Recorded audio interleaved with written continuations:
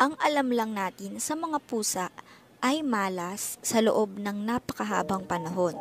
Pero dyan po tayo nagkakamali. Ang inaakala nating malas na pusa ay siya palang magbibigay sa atin ng limpak-limpak na swerte at salapi at lahat ng positibong enerhiya sa ating buhay at sa ating tahanan. Lalo na po ang mga itim na pusa na sinasabi ng marami na malas daw, pero nako, hindi po yan malas. Kapag may isang pusa na lumalagi sa bahay nyo, ay swerte po ang ibig sabihin yan. Kahit ang mga balahibo nito ay may dalang swerte. Bigla ang swerte po yan. Kaya wag na wag po ninyo itong paaalisin o itataboy dahil para nyo na ring itinataboy ang swerteng kumakatok sa inyong pintuan. Ang dapat po ninyong gawin kung halimbawang may pusa nga pong lumalagi sa inyong bahay o sa garahe nyo, ay pakainin siya. Huwag po ninyo siyang sasaktan o itataboy gaya ng mga taong walang alagang pusa. Nako, marami po akong kilalang ganyan na nananakit ng mga ligaw na pusa kapag pumupunta sa bahay nila. Itinataboy nila o kaya binabato ng kung ano-ano para lang mapaalis ang pusa sa kanila. Sinasabi ko po sa inyo, wala pong swerteng dadating sa mga ganitong klaseng tao, kundi puro kamalasan at negatibong enerhiya po ang babalot sa kanila at sa tahanan nila dahil sa maling pakikitungo nila sa mga swerteng pusang gaya nito. Ngayon, kung meron nga pong palaging pumupunta at lumalagi sa inyo na pusa, pakainin po ninyo. Hindi nyo po sila kailangan kupkupin kung ayaw nyo, pero mainam po kung pakainin po ninyo sila dahil babalik po sa inyo ang mga mabuting ipinapakita ninyo sa kanya. Ang sabi nila, ang mga itim na pusa daw ay malas, pero hindi po. Kung sakaling itim na pusa ang lumagi sa inyo, pakainin nyo din po siya. O kahit anong kulay ng pusa, pero sinasabi na mainam kung may kulay itim na balahibo ito.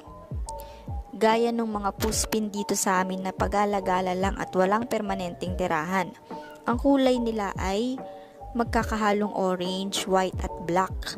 May isa ding black at white at meron ding grayish color ang balahibo. Pinaniniwalaan po kasi na may malaking dulot o ambag ang mga kulay ng mga balahibo ng mga pusa sa swerteng dala nila sa isang tao. At isa pa po, mahalaga pong may mga pusa tayo sa bahay. Kahit hindi natin mismong alaga, maganda po kung hahayaan lang natin na lumalagi ang mga pusa sa ating bahay o kahit sa paligid-ligid lang, kasi po takot po ang mga bad spirits sa mga pusa. Lalo sa mga mata ng pusa, nako, na itataboy ng mga pusa ang mga masasamang elemento sa bahay, kaya maganda pong may pusa sa bahay. Yan po ay isa sa mga spiritual gift ng pusa sa tao. Pagkatapos po, habang pinapakain nyo siya, pwede po kayong humiling sa pusang ito. Lahat po ng mga kagustuhan at kahilingan nyo ay pwede nyo pong ibulong sa kanya. At asahan po ninyo na matutupad ito agad-agad.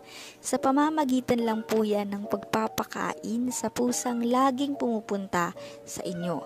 Pero kung sa tingin nyo po ay kulang pa ito at parang natatagalan dumating ang swerte nyo, ang gagawin nyo lamang po ay kumuha ng isang yellow paper. Tandaan po ninyo, kailangan po ito ay yellow paper. Isang piraso lang po ang kailangan.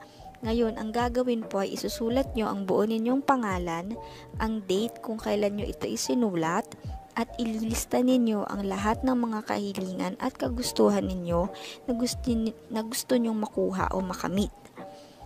Isulat nyo po doon lahat na pagkatapos, lagyan po ninyo ng pirma sa bandang dulo sa ibaba.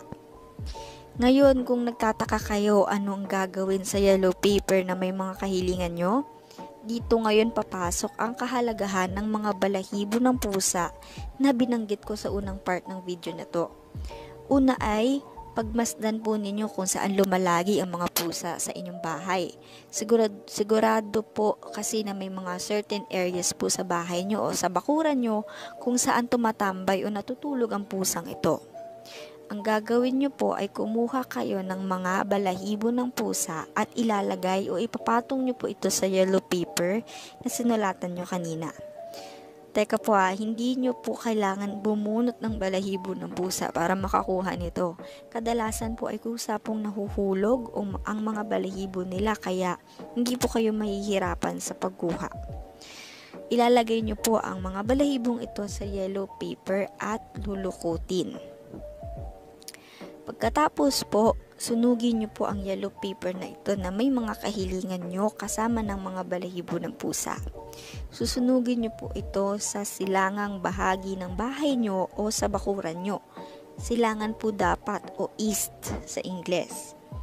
Kapag nagawa nyo na po ang lahat ng ito, patuloy nyo pa rin pong pakainin ng mga pusa lumalagi sa inyo. At magugulat na lamang po kayo isang araw na tupad ng mga kahilingan at kagustuhan na isinulat nyo sa yellow paper kasama ng mga balahibo ng pusa. Pero isang paalala lang po na ito po ay para lamang sa mga naniniwala at wala pong garantiya na accurate ito sa lahat ng tao. Maari kasing may mga outside factors na pwedeng makapigil sa swerte na gustong pumasok sa inyo. Ayun lamang po, wag po sana ninyong kalimutang mag-iwan ng like, comment, share at subscribe para sa mas marami pang interesting video.